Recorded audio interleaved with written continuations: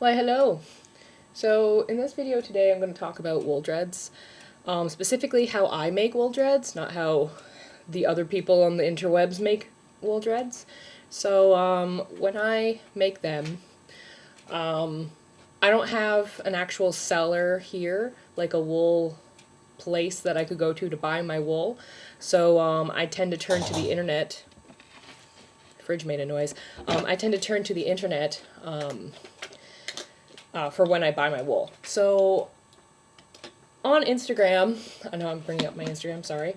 I have a few people that I follow and that follow me as well, and they are also dread makers. I'm sorry that I can't remember what your names are right now, but I will find it like in the next 12 seconds.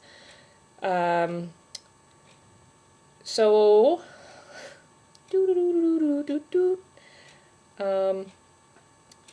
Peacock Dream Hair. She is a seller on Etsy who makes and dyes her own wool. I've talked to her before about ordering wool from her and stuff like that, and I will soon. If you are watching this, I'm going to order some wool from you soon. Get ready. There's her, and then there's Afterglow Dreads as well, who I am also friends with on Instagram. So these are two other dread makers that I love. I love them so much, and I will always share their work on Facebook forever and ever because their work is amazing. Jelly. I'm a jelly sandwich when it comes to them. But as I was saying, I tend to turn to like Etsy stores or even Store Envy stores to buy wool. I refuse to buy it from Amazon anymore just because like the sellers are always different. Most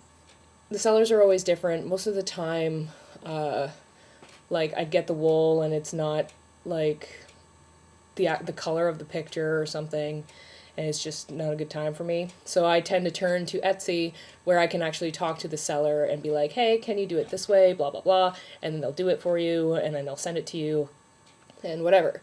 So I ordered wool from a place on Etsy. I can't remember the seller's name. I'll link it down below once I find it. And I think it took about, I want to say, like at least 3 weeks to get here, which is fine. I mean, like from California to Halifax, that's nothing at all. And I don't mind waiting. So like I got the wool, fucking softer than hell. Holy shit, amazing. And I made, I think 22 are on my dread stand right now. So, yeah, the quality is amazing of that wool. And I only trust those kind of people on Instagram and on Etsy that are actual sellers. If you find them on Instagram and you see, like, the kind of wool that they're creating and dyeing and stuff like that, like, it's a good way of seeing what kind of, I don't know, varieties are out there. But always look around, especially on those kind of websites. If you're looking into buying wool to make wool dreads. So at the moment, I'm not doing custom orders at all, just because my life is kind of a mess. If you've watched my last video with me holding on to the cat for dear life, that poor thing, she's still here. She's just over there. But I've been slowly getting back into making dreads and doing things again. And I feel a bit better, but I still kind of feel like garbage. Yeah. So, and a whole bunch of other shit happened too, and I'm just like, oh my god. What was I talking about? Oh, wool dreads. That's what I was talking about. Okay, so when it comes to making them, have a specific size you want in mind. And what I mean by size, I mean take a measuring tape or whatever, and figure out how long you want them on your hair. I just recently cut my hair, like yesterday, and I cut about 1.5 feet off because my hair used to be down to, you know, my crotch, but now it's not anymore. All for the sake of me being able to put in my dreads faster. But like you want to make sure that you're measuring out what kind of length you want, and like if you get a measuring tape like this, where you can like push a button and it like zooms back in and like holds the spot, you can find the length that you want, and then you'll be able to measure it out a lot easier Now, when it comes to cutting the pieces, I find the best wool dreads are double-ended dreads. Because single-ended wool dreads can be a pain in the ass sometimes. It's doable, you can make them, but like, to be perfectly honest, I prefer doing double-ended wool dreads when I make them.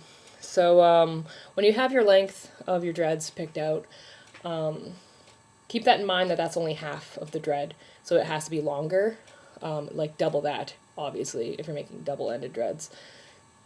So, and like with double-ended dreads, like you can braid them however you want to. You can have it like a little shorter and then the rest longer and stuff and make it layered. Like, it's completely up to you. They're your dreads, do what you want. So keep that in mind for the length. Now, when you're cutting the hair, you can either blunt cut it, or you can just rip it. Now, ripping the hair will make it more tapered when you're rolling. But when you blunt cut it, you can also pull some of the excess fibers out and make it more tapered as you go. I tend to blunt cut just because I don't care much. Like, it'll end up being tapered anyway when I do it, so I usually just blunt cut them. When it comes to rolling, pick the kind of soap that you want to use. I use olive soap, and I add essential oils in with it as well. And what I mean by essential oils is like you can put lavender, tea tree oil is one of my favorites to use, and is really good for your hair and your scalp as well. The best thing about tea tree oil is that it keeps bugs away, and that's what I like about it, and I also love the scent of it, so I tend to use a lot of tea tree oil when I make my dreads. You can always use other essential oils as well when you make them too, to make your dreads smell awesome. So when it comes to rolling, you want to dip and roll and then let them dry completely. Why I'm saying this, some people just dip, and roll to get them as tight as possible. That is what you want to do, but when you're dipping and rolling and then you're letting them dry, it lets you see where you need more rolling, and it does take a little bit longer when you're making wool dreads, but that's totally fine. If you want them to come out good and awesome, let them dry in between rolls, because that'll show you how poofy they'll end up getting once they're dry. And it'll show you how compacted the wool is after they're drying. I tend to dip, roll, dry about 3 or 4 times, depending on like the style and texture I want for my wool dreads. So I'll dip them, roll them out, let them dry, dip them, roll them out again, and let them dry, and do that again. And then after that, you can use a felting needle, and after they're drying, felt them really quick. A felting needle is like a really, really sharp needle with serrated edges at the bottom that actually hooks onto the wool and pulls it out as you go. You have to be very careful with those because those things are fucking sharp, and you could potentially hurt yourself with them. So make sure you have like a special kind of foam kind of thing underneath your dreads when you're felting them. They do make felting like boards that you can use underneath when you're felting fabric and whatever. But if you're using a felting needle on wool dreads, make sure that you're being careful. So that'll pull out some of the existing wool that's inside of the dread that hasn't been like really stuck together. The best thing about felting wool is that if you roll it hard enough, it'll be so compact that it won't come apart ever. And that's what you want with wool dreads. And that's why felting is a good idea when it comes to wool dreads. Hand rolling is a form of felting, but you want to make sure that you're doing it enough that the wool is staying together and that it's not going to rip apart eventually when it's in your hair. Because if wool dreads are really shittily made, like say I only made them like I only dipped and rolled once, and then I put them in my hair, and then I pulled really hard or something, or I tried to braid them or whatever, and they ripped, that's not good. You don't want your dreads to rip out of your hair when you're making wool dreads. So keep that in mind, that you can felt them with a needle.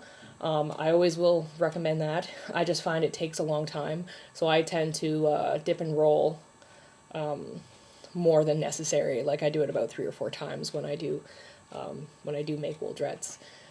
You can also use crochet hooks. Use a very fine needle crochet hook to pull out some of the wool and then weave it around the dread. Will also help it be more secure and more stronger once it's in the hair.